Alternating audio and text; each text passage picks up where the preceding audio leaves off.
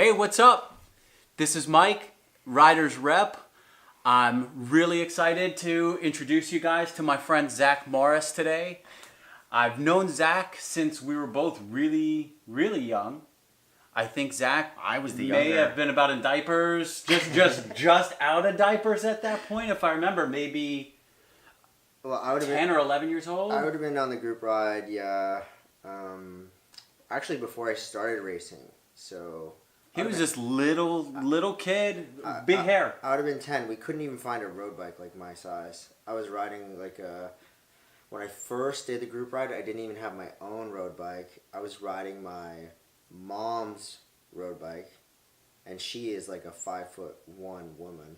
So we're going to have some interesting stories about what it's like to start up at 10 years old, riding your mom's bike, just learning the ropes as a young rider. Maybe we can get some really good advice from Zack as what it's like to be a junior and come up cycling.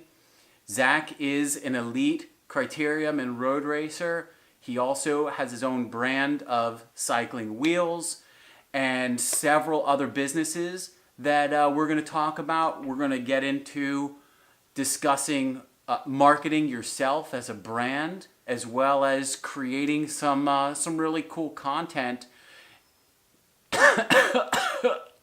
Cut. Cut. So thanks for joining us. Anyway, so Zack, I met you this long time ago. It probably was in the mid-90s. How old were you when you started riding bikes? I started riding bikes. Okay, so my story with bikes starts even kind of before I started riding, and I've actually never shared this before, so this is kind of cool.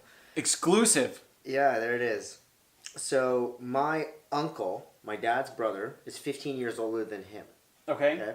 So he was a big influence for my dad, and he got into cycling because they were both power lifters. Okay. Competing at the national level, very high level power lifters, and they wanted a little bit of a healthier activity. So my uncle got into cycling. He bought a Pinarello steel bike, red, white decals. This thing was sweet. I remember those. And he got my dad into cycling. My dad got the 711 Concorde steel frame with the chrome fork. Do you remember that one? Mm-hmm. That was actually a second. Silver? Was that the silver and white? It was the silver fork, but it was the black. It was like black front triangle. Okay. And then black trim, and then the tubes had white with the PDM. Okay. The Okay. You remember that? You remember that bike? That was a big deal. That was a dream bike. Yeah. Yeah. For sure. That was his second bike. My mom actually got him a Bianchi that was stolen outside the gym.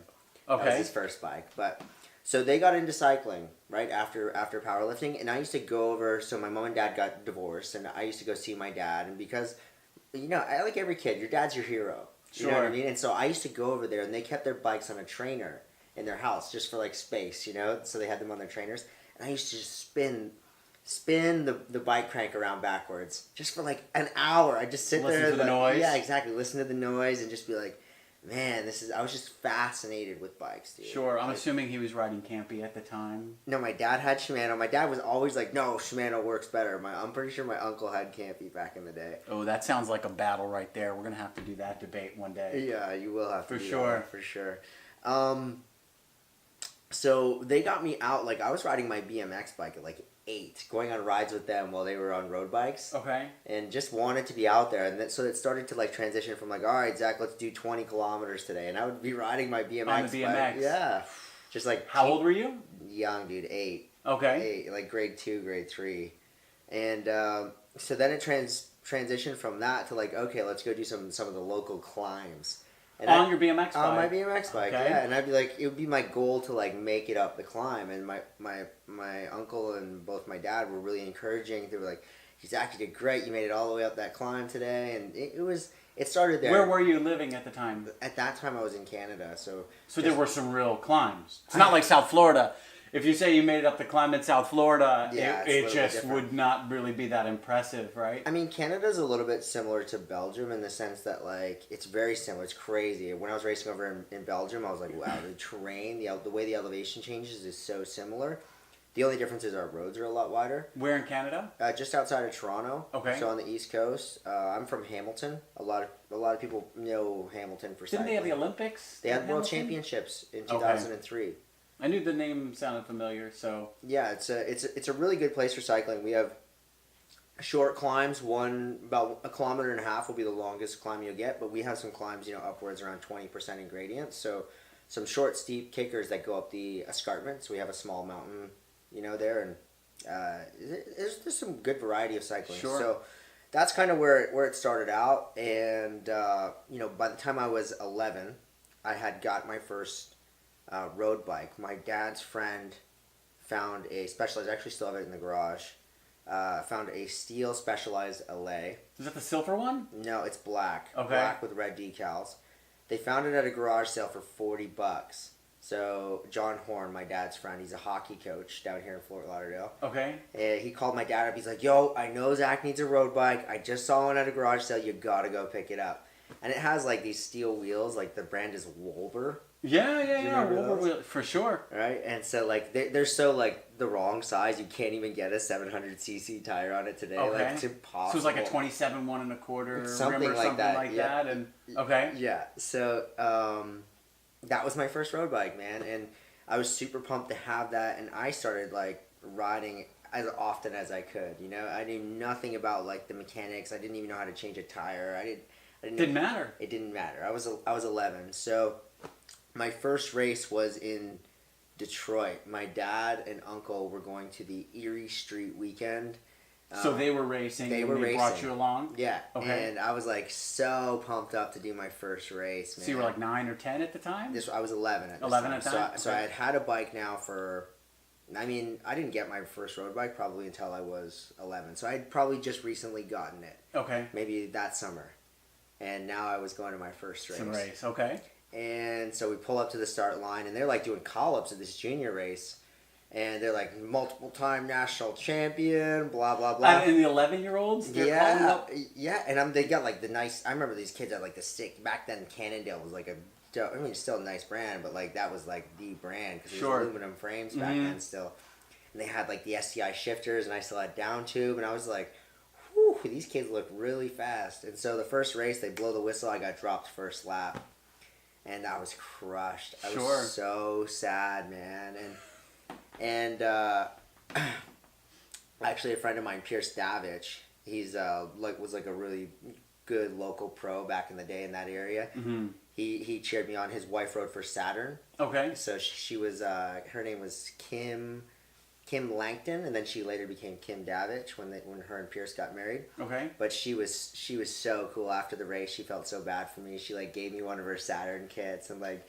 Hey, you were out there though. You put it on the line. A lot of people just don't. That's true. So that's cool. That's true. So, what happened between first race and when did you start seeing a progression and seeing yourself get better?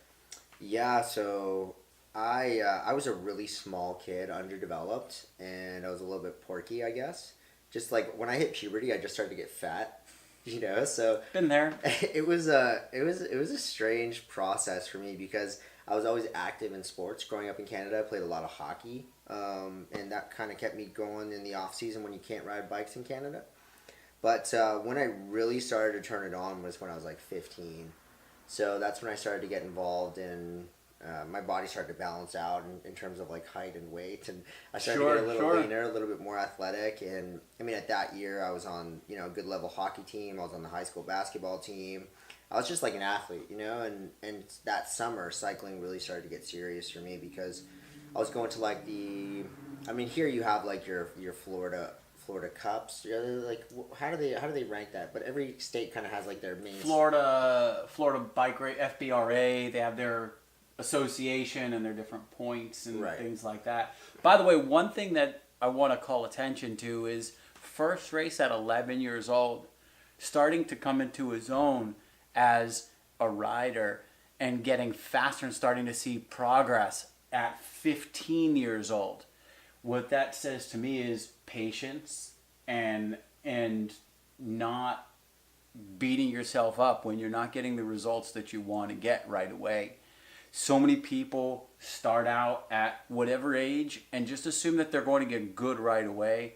And if you're not patient, you're not going to progress the way that you need to if you want to get those results. So I think the moral of the story is enjoy riding your bike. And then you'll get better, you'll progress, you'll get the miles in over time, and just do it that way versus... I think one thing I should add there is in between like 11 and 15 when I started to get serious, my main competition was myself, because I was always going to like weekly time trials in the summer and stuff like that. So I think that's a good point, is like focus on bettering yourself, compete against yourself, don't worry about what anybody else is doing. Just Sure. As long as you're focused on constantly getting better, whether you're 10 or whether you're 35, that should be your goal, is just to beat yourself. You know? Well, that's the beauty of modern training with power meters. Oh, it's nice and now, yeah.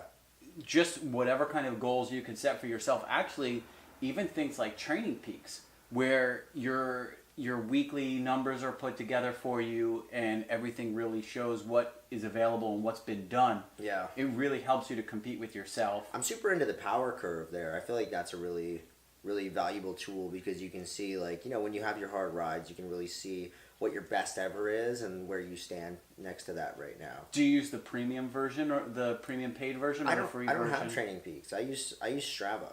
Okay. I'm not crazy about my training right now. I mean, we could probably get into that a little bit later, but yeah, I'm not too overly analytical right now with my numbers. I've only been back on the bike 6 months right now, so yeah. Really the first 2 months I had no heart rate monitor. The first 4 months I had no power. I didn't even want to see it because I knew what numbers I was expecting of myself, and so I'm gradually getting back into it. I have a million questions for you. Like, there's so many things that I want to ask you. I guess, yeah, so rather than skipping to training advice and things like that, let's go back to how you started and the way that that built up. So you're about 15 at this point, starting to develop a little bit more, getting some speed. Yeah. Were you still in Canada at that point? Yeah, I was still in Canada, and started hitting the gym. Started gym training at 15. My dad, obviously coming from the powerlifting background, was like, dude, you need to start cross training. Mm-hmm. And so that year I went back to that same race that those guys dropped me the first lap, and it was a mixed race, cadet and junior. So we were 15, 16, and 17, 18. Okay. And I lapped the field and won. Nice. Against all the same national champions. Same kids. And yeah, it was a golden moment for me, because after the first race, I got dropped. The next day I went back and I did the kids race, and I won. And the national champion from the junior race comes up to me, grabs my medal, and he's like, "Hey, you won a penny. Good job," because it was a small little medal for them. Okay. So I remember asking him, I was like, "What would be the best race you could ever win?" And he was like, Erie Street. So that was the one. That was the next day. That was the main day. That's so when I went back at 15, I lapped the field on Erie Street and won the big medal. And he was. Did you show him? Yeah, he was in the field, and I was like, "Yo, what's up now?" So what was the next race after that? So you come off of a winning the race that was the one that challenged you so much. Yeah, I don't know what really happened there. Like, what happened next? I don't remember, Mike. But like, all I can tell you is like, that summer I went down to Florida and I started to do a lot of group rides around here, and started to, for the first time, get some serious speed work in, because guys, the group rides down here are fast, bro. Like, they're pretty world-class stuff. Like, we go up right now Tuesdays and Thursday nights, and we're averaging 45K an hour on those group rides. Yeah, they don't mess around. Yeah, it's speed work for real. The first time I went to Super Week, I was 16 years old or so. Now that's the Tour of America's Dairylands. Yeah. It used to be called Super Week. 17 stages all around Wisconsin, for if you don't know. And the first time I went was as a Cat.3, and it was 96. Damn. And coming off of racing Rosewood in Miami, which is the local Miami series, they did Cat 1, 2, 3 at Rosewood. And I remember going up and racing the Cat 3s after Cat 1, 2, 3 in Rosewood. Yeah. And it being almost easy. Yeah, you were probably super competitive. Yeah, at 16 years old, just compared. You were 16? I was 16. Oh, dang. Maybe 17. And coming from the Miami scene, which is really full gas. It's interesting you brought that up, because the same thing happened to me. So when I started to come down to Florida, the fact that I could get into because in Canada we didn't have like the Cat 5, Cat 4, Cat 3. We don't have that. You just have like your age group. You do your one race and that's it. Okay. So being able to come down to the States and jump into those Cat 4, and then I won my first Cat 4 race at like 16, moved my way up to Cat 3, and like was straight away able to start getting in breakaways and stuff like this at a much higher level than I had access to in Canada. For me, that was game changing. It's a lot of fast people down here. Yeah, that was game changing. So at 16, I was able to start to get into this like real racing, because in junior races up in Canada, we had some good guys, but you had like a 30 guy field, whereas Cat 3 down here in Florida, you got 75, 80 Full guys, pack. And it's real grown men that are going hard. So it's a game changer for any athlete trying to like get better. I feel like you always need to race with better people to get faster. You have to. Yeah. You have to. You don't get better by competing with people that are on your level. It's funny, several of the people that I've spoken with on this interview show have said the exact same thing. That's how you're going to improve, by going above your head. Swinging above your head, so to speak. The first time I ever watched Zack race, I had done a couple of group rides with him. And the first time I ever watched him race, he was this little kid racing in a field of men. And I was watching him off the front by himself for I don't know how many laps, but you were off the front by yourself. And I think they caught you like home stretch that on was the last that was lap. state championships. Oh, I remember that. I was hurting for you, but at the same time we were cheering for you. And it was really cool. That's so funny, dude. You know what? You know why I was like digging so deep? Because my dad was on the sidelines and he yelled out to me. I attacked and he's like, "Zach, I got $100 for you if you win this race." Yeah, well, $100. I was like, dude, $100. At the time, I was like working. That buys a lot of Pokemon cards or whatever you're into at 15, 16 years old. Well, at the time, I was working for $1 an hour to save up for a new bike. That's a lot of hours. What kind of work were you doing for $1 an hour? Miscellaneous, like cleaning stuff around the house. Yeah, forget it. So that's not consistent either. No, so $100 for me at that time was like huge. Just think, in 10 years, you'd be able to afford the bike you're riding now. Exactly. $1 an hour. And just to show you like a little bit about my character, after the race, my dad tried to give me the $100, and I was like, no, I don't deserve it. Keep your $100. There you go. Well, you got to be honest with yourself. No, as opposed to everything else. There's no participation medals in this house. No. No. The participation medals are really, there's no participation medals in this sport. In real life, man, in work, in entrepreneurship, and in anything, there's dude, if you're not winning, you're not winning. And that's the bottom line. I've found in just a little bit of a contrast to that, what I've found to be really winning is a good, authentic effort. If you have a good, authentic effort with 100% your ass on the line, you may not get the win, but you will get a result.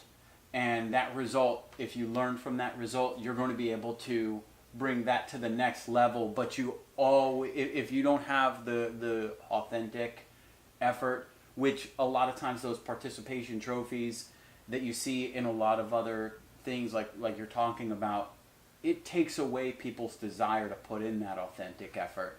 And really succeed. I think if we can expand on that a little bit. I think a lot of that comes down to awareness, self-awareness, and what I mean by that is, if my problem with participation medals is like somebody will go and they'll like get a medal for like coming 15th, right, in a 20-man race, and they'll be like, yeah, man, I was top 20. And they'll be like really, and it'll give them this like false sense of satisfaction. Whereas if you go into a race and you give it your all, and you personally know you're proud of yourself, like that happens to me. Sometimes I go to an event and I get my ass kicked, but I'm really happy with my performance. Sure. Hey, that's where it comes to competing with your own numbers. Exactly. Wow, we're totally going to go down a pigeonhole on this, which is really cool. You've been racing now. You're, 35 years old? I just turned 30. Oh, shit. Baby. Still, 30 years old. I'm feeling it. 30 years old, and you've been racing since you were 11. Yeah, but I took 10 years off the bike completely. 9. 9 years off. Yeah. So, what made you take so much time off the bike? Yeah, man. So I in 2008, I signed with the Composites farm team in France. I went over there, and that was like my dream, man. And looking back, like, oh, I can't believe I quit. But I was 19 years old, riding D1 in France, and I went over there, and was doing. We were riding on the same team just before that, right? Was that when we were riding on Herbalife together? Yeah. So I went to Tour Bahamas, and I kicked some ass over there. I was like, what was I, 6 seconds off Dave Zabriskie's time in the time trial. Okay. I beat Christian Vandevelde in that time trial, and then in the road race, I was in the break with Christian Vandevelde, Tyler Farrar, like some serious people. Yeah, and I was 19, and I didn't realize how good I was, and I had no idea. I didn't have any intuition. I had no ground. I wasn't grounded as a person. I was 19 years old, just a kid lost, dude. Like, seriously, looking back at who I was. And so I had this opportunity to go over Europe, and I was like, Europe's where real bike racing is. I need to get over there right now. Where in all reality, I should have stayed in the U.S. and got on a continental team. Like Jonathan Vaughters had hit me up at that race and was like, dude, I'm looking for you for the rest of the year. Like, probably could have gone on Slipstream the next year. Okay. Right? But I was like, no. At the time, I was like, okay, this is the only opportunity I have to go to Europe. I'm going to Europe. I got to get there right away. So it seems like another piece of advice that you're offering for young riders is be patient. Oh, man. Yeah. Be patient. That's huge. Yeah. It doesn't happen overnight. The speed doesn't happen overnight. The Nothing. Success doesn't happen overnight. The wins don't happen overnight, and neither do the professional contracts. No. It's kind of where I'm seeing you. Yeah. Saying here. No, I would really. That's an interesting one. I'd really take your time though on every decision you're gonna make, and if anybody's pressuring you to do anything ASAP, it's probably not meant to be. You just feel when it's right. You're not gonna, in this sport, you're not gonna let anything pass you by. Like, if it passes you by, it wasn't meant to be. So you were proposed to by several of these teams by where you had been speaking with John Vaughters from Slipstream, Composites, and you ended up just deciding to not take it, or no, I ended up deciding to jump on that plane and go to Europe. And my first race on the start line in Europe, I was racing against Thor Hushop, Philippe Gilbert, Nicholas the big boys, was the real deal, and I'm like, oh wow, I'm here. Yeah. And that was literally 3 days after I arrived in Europe with a new bike I had never even ridden before, and it's like, okay. Yeah. Wow. So what happened? See what you got. I mean, obviously they probably laid the smackdown on you. I would have to assume. Well, the first race was kind of like a bit of a crit. So I did all right. I think I was 8th or something like that. Oh no shit. Yeah. So okay. I did all right in the first race because it was just coming off of the Florida legs, the crits. Sure. So it was okay, but as we got into the road races, I had a really strange transition in the sense that like everything was different, Mike. The food I had in my pockets was different. The water and drink mix I had in my water bottles was different. The training and the atmosphere, the temperature, the clothing I was wearing, everything was different. It was like a 100% change in everything. Sure. And it was a shock for me. And so the first road race I was in, it was a 140K road race. It was a 3-day stage race. And my biggest skill as a cyclist is being able to anticipate and see where the race is going. It's not fitness. It's none of that. That's probably the most important. That and being able to be in it. Being able to put out that effort to be in it, stay in it. So my first race there, I was going with the flow of the race. We're 100K into the race, and I didn't know anybody in the race. I didn't know any riders. And that year, this guy Gadimus Smukulis was the dominant guy. I think he's still on AG2R. He's on one of these World Tour teams now. And we're just going into this downhill section, and I see this. He's a diesel. He's a big guy. And I just see the way he's flowing through the field. I'm like, this motherfucker's about to go. And so he launches this attack up this climb, and I'm with him. And 2 guys come with us, and we're just rolling this breakaway. And my manager comes on the radio. It's like, yo, Zack, what are you doing? And I'm like, yo, I'm in the break, bro. Like, that's what I'm doing. Sure. Right? They're like, no, I'll go back to the field. Like, this isn't the plan. And I'm like, what? really? No, I feel like we're I'm rolling. in the break, yeah. I feel like we're rolling good. Like, I was in there, I was like, no, this is, like, we're winning this race. We're 40K out from the line. Nobody's catching us the way we're rolling. Like, no, go back. I'm like, all right. So I go back to the field. That breakaway stays away. They win the race. And so I had this, like, right out the bat, This like, pull. yeah, this, like, why? What's happening? You know, like, why would they, what? I've never in my life experienced something Well, it didn't like make that. sense, No, right? Were they trying to save it for somebody else to win, or? You know, there was a language barrier there as well. French team. I didn't really speak a lot of French, and so I guess maybe we had a rider we were riding for, and you know that. They wanted you to work for somebody else. Yeah, but it was like it was a strange classic style race where like everything was split up in the crosswinds going into that section, and then like after 100K is when the race kind of finally came back together, and that was the move. And I again just relying on my intuition of how to read a race, and I got in the winning move, and they pulled me out of it. Mm.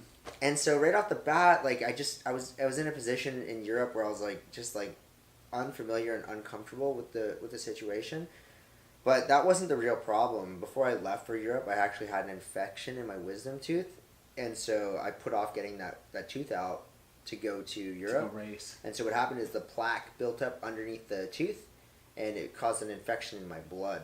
And so what that infection does is it depletes the availability of oxygen in your bloodstream.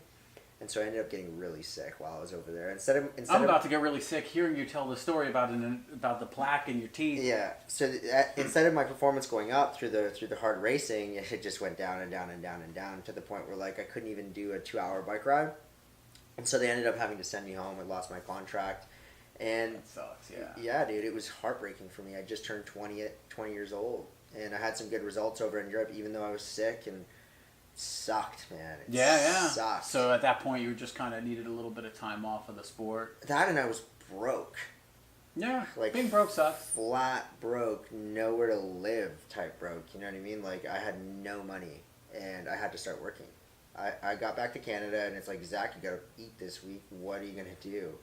You know. And what did you do? So I got a job washing dishes at a restaurant for $7 an hour, and you know, from there I just started saving money. Like, dude, I had like no money at all. I got it was just like weird because my mom had like just moved in with her boyfriend, and like I had nowhere to go. So like I got this room I rented this room with no heating or air conditioning and no bath. In Canada, no bathroom, you know, and I was like, my luxury at the time was the gym membership that I had, and I would go to the gym because I could take a shower at the gym.